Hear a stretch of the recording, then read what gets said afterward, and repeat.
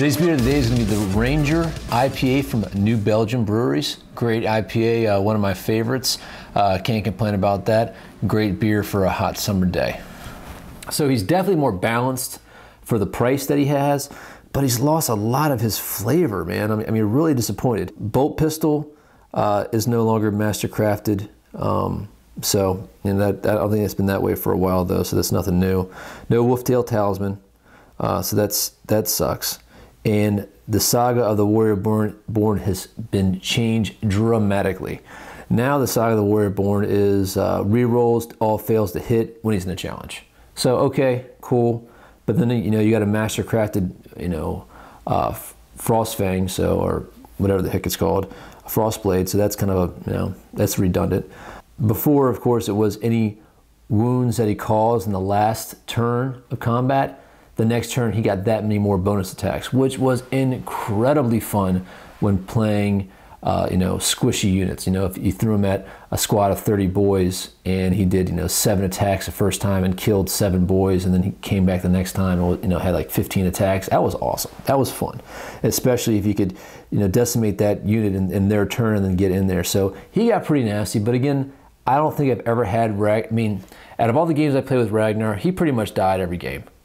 Without question, because I would throw him at the biggest, baddest unit. He would suck up a bunch of points, and sometimes he wasn't really worth his 240 point cost. So the Warhound, he used to give bonus attacks. Now he just gives Furious Charge to his unit, which is cool. +1 strength, but he used to give that anyway.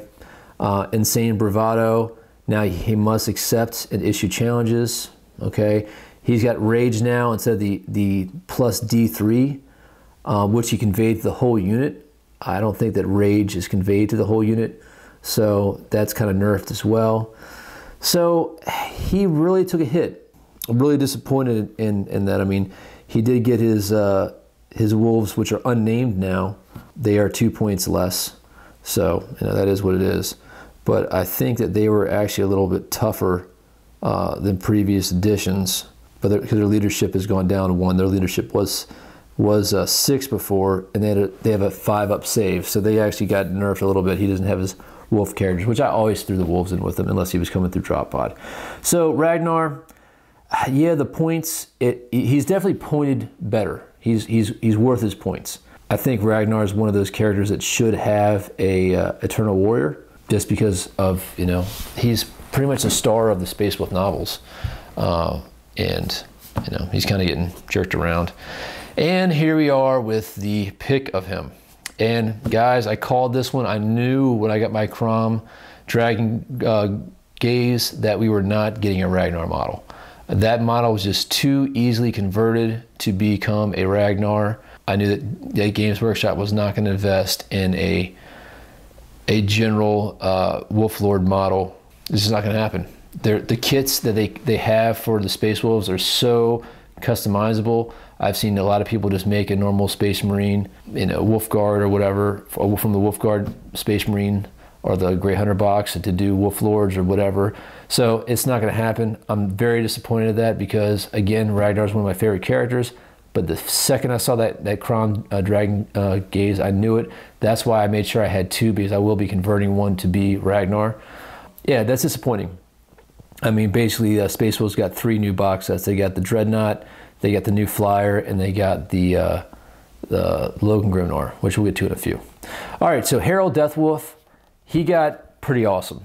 I'm digging him. There was not he became a specific character in this edition. He's been mentioned forever, but he didn't have his own stat line. So just to go through him real quick, Mantle, the Ice Troll King, he's basically got this cloak that he's unaffected by all pyromancy, psychic powers, and flamers. Kind of weak. I mean, it sounds cool, but I don't know anybody who even uses pyromancy for psychic powers. There's so much better disciplines. And I mean, how many flamers are really going to affect a toughness 5 character with a 3-up invulnerable? It's just, I guess it's cool. It's kind of a waste to me. I don't see the use of it. Acute senses, so that's really going to help him out with outflanking because he has the outflank rule, so he'll be able to re-roll basically guaranteeing, you know, I guess with a 20% chance he might not get the table edge that he wants. Pretty cool there. Independent character, Lord of the Wolfkin. All friendly Space Wolf Cavalry and Beast models within 12 inches of Harold Deathwolf use his leadership value instead of their own, which is, of course, 10. So that really helps the wolves out. They're pretty squishy.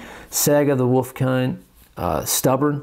So all the units that he joins have the stubborn rule as well, so they're not modifying his leadership 10. That's pretty cool as well. Liking that. So, and of course, it gives him a furious charge. So that's pretty cool. I mean, that means he is going at it with a strength 8, because of course he's got a axe. So the charge, he's strength 8. That's pretty nasty. And now that's going to really help out to double up some of these guys who are charging with them. You're talking about strength 10 guys with thunder hammers or power fists or whatever on Wolfback. That's pretty awesome. So power armor, a bolt pistol, frost axe. He's got a normal frost axe, nothing special. +2 to strength, AP2, melee and unwieldy. You know, it is what it is. Frag and crack grenade, storm shield, and his Thunderwolf mount, which his stats are already been modified. So he's weapon skill 6, ballistic skill 5, strength 5, toughness 5, 4 wounds, 5 initiative, 5 attacks, leadership 10, 3 up, 3 up. So pretty nice. Again, he can have his Frisian wolves as well for 8 points. Pretty cool. So I think he's gonna be the big winner with a character for HQ. That we'll see a lot more of him. I like Thunderwolves. I will be playing them even more now, and pretty excited about it. And I actually haven't painted this guy yet. I've had it for a while, so he's going to be getting painted very soon. Okay, Canis Wolfborn. A lot of rumors that he was going to be gone. I knew that was bullcrap. I'm going to do a video probably calling out some of these rumor sites about their 100% wrong rumors here, so stand by for that, fellas. So, you know, he is what he is. I haven't seen much change with him. His stat line is the same. He does have 3 wounds, which is pretty cool for basically just a, he's just a Wolfguard champion.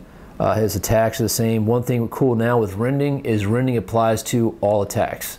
It's not one of those things that it doesn't convert to the weapon. It applies to everything. So that's one cool thing about Thunderwolves, which we'll get into here soon. It made them pretty beasts. So power armor, bolt pistol now, which is crazy. So he can't take a shot even though he's got 2 lightning claws, whatever. Two wolf claws. So they have shred now, +1 strength, which is awesome. So you're talking about he's strength 6, AP3 with shred, plus he gets an additional attack because he has 2 of them, specialty weapons. Now this great wolf claw item that's in here, I cannot find that in the codex. I don't know what that is, but that's strength ×2. Maybe that's something that you can give dreadnoughts. I haven't really dug into them yet, so we'll figure that out. Again, Saga of the Wolfenkind, so he's going to have Furious Charge as well, so that's strength 7 on the charge, and remember too, so that's going to be a strength 6 Hammer of Wrath attack as well. That's going to hit an initiative 10, so you get that extra move-in distance. He is stubborn as well, which helps out because he's got a leadership 9.